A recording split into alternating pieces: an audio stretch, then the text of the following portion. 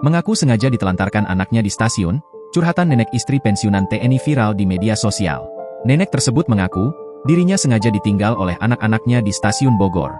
Curhatannya itu pun viral di media sosial X usai diunggah akun Muhammad Roke. Dalam keterangannya, nenek tersebut mengaku suaminya bekerja sebagai anggota TNI saat masih hidup. Namun setelah sang suami meninggal, ia tak diurus oleh anak-anaknya. Bahkan salah satu anaknya mengambil barang-barang di rumahnya karena disuruh istri atau menantu nenek tersebut.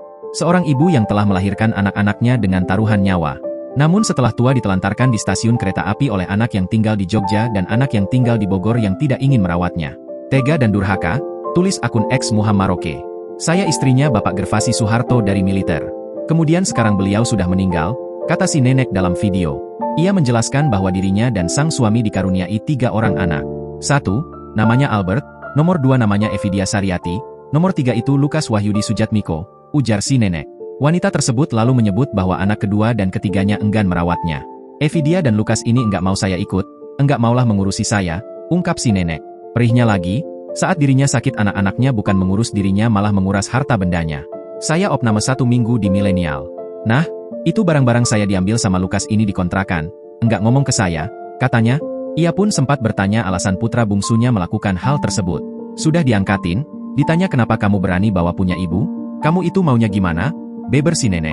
Si nenek lantas mengatakan, Lukas mengaku ia melakukan hal itu karena butuh uang.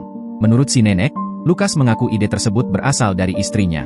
Saat itu, si nenek pun marah dan tak terima, apalagi menantunya berani melakukan hal itu. Kini sang nenek pun terlantar karena tak ada anak yang mau mengurusnya. Si Evi yang di Jogja nggak mau, saya diantar pulang ke sini, diturunkan di sini, terus ditinggal, katanya sedih. Tak punya rumah dan uang, nenek akhirnya diusir dari kontrakan.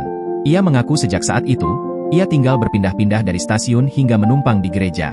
Hari pertama saya tidur di stasiun, hari kedua saya tidur di pojoknya pasar, hari ketiga saya di pasar, hari keempat saya tidur di gereja, terus besoknya saya tidur di gereja, tandasnya. Download Tribun X sekarang, menghadirkan lokal menjadi Indonesia.